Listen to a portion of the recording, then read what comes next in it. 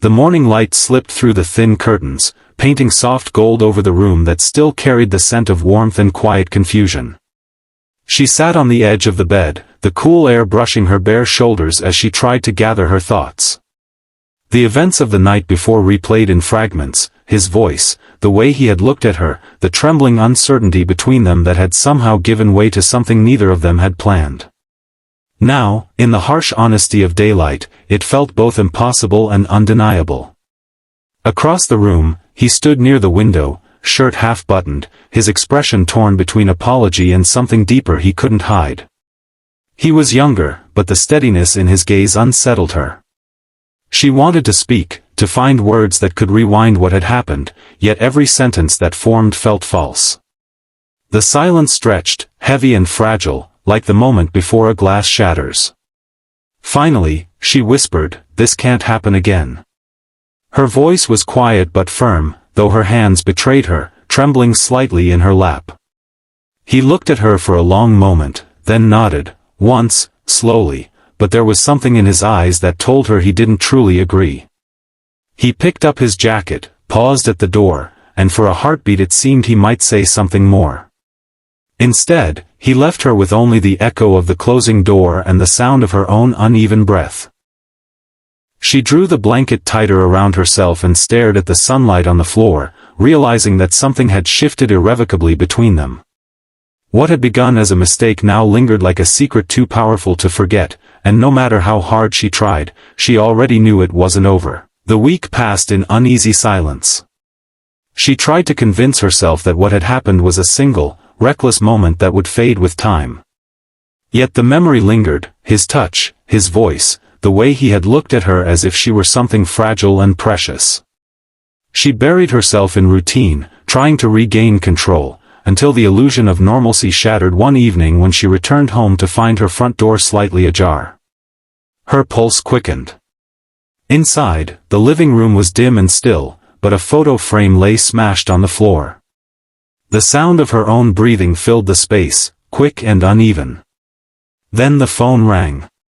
She hesitated before answering, and when she did, the line was silent, only the faint sound of someone breathing on the other end. Then a low chuckle. It was enough to freeze her blood. She hung up, locking every door and window, but the dread didn't ease. The walls felt too thin, the air too heavy.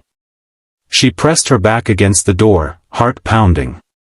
Minutes later, headlights swept across her driveway. Her stomach twisted until she recognized his car. He stepped out, eyes scanning the shadows, posture tense. Without asking permission, he came inside, checking every room, his movements sharp and protective. When he returned, he said in a steady voice, "No one's here now. But you shouldn't be alone tonight." She tried to protest, insisting she was fine, but her words trembled. He shook his head, leaving no room for argument. "I'll stay," he said simply, his voice quieter now but certain.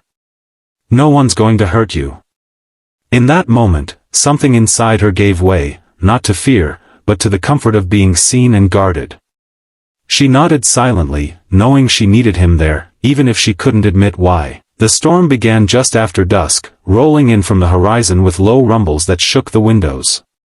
She sat on the couch, wrapped in a blanket, listening to the rain strike the glass in relentless rhythm.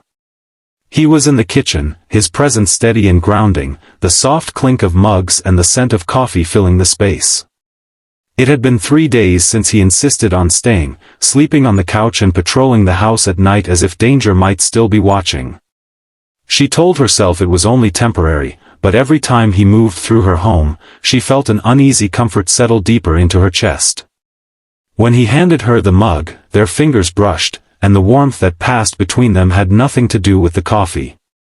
She looked up, meeting his eyes, and in that silent exchange, the room seemed to shrink. The storm outside roared louder, thunder crashing as if echoing the tension between them. Neither spoke. The electricity flickered, plunging them into a brief, heavy darkness before the lights returned, softer than before. He sat down beside her, close enough that she could feel his body heat through the blanket. For a while, they just listened to the storm. She found herself telling him small things, memories, fears, half-truths she hadn't shared with anyone. He listened intently, never interrupting, his eyes never leaving hers. The air felt charged, heavy with something unsaid. When lightning flashed through the window, illuminating his face, she saw the conflict there, wanting to protect her, but wanting her too. Her breath caught, and she turned away, afraid that if she looked a second longer, she wouldn't be able to. The thunder rolled again, and silence fell, thick with everything they were trying not to feel. The next morning was quieter, almost deceptively peaceful. The storm had passed, leaving the air crisp and clear, sunlight filtering through the damp windows. She stood at the counter, trying to focus on making breakfast, when her phone rang. The name flashing on the screen froze her in place, her best friend. His mother. For a moment, she couldn't breathe. He looked up from the couch, immediately sensing something in her stillness. She answered, forcing her voice to sound steady. They spoke about ordinary things, the weather, work, small details that normally filled their conversations. But her heart pounded with guilt at every word. When his mother asked if everything was all right, her throat tightened. "Yes," she said too quickly. "Everything's fine." Her voice cracked just slightly, but she hoped it went unnoticed. He was watching her from across the room, eyes dark and unreadable.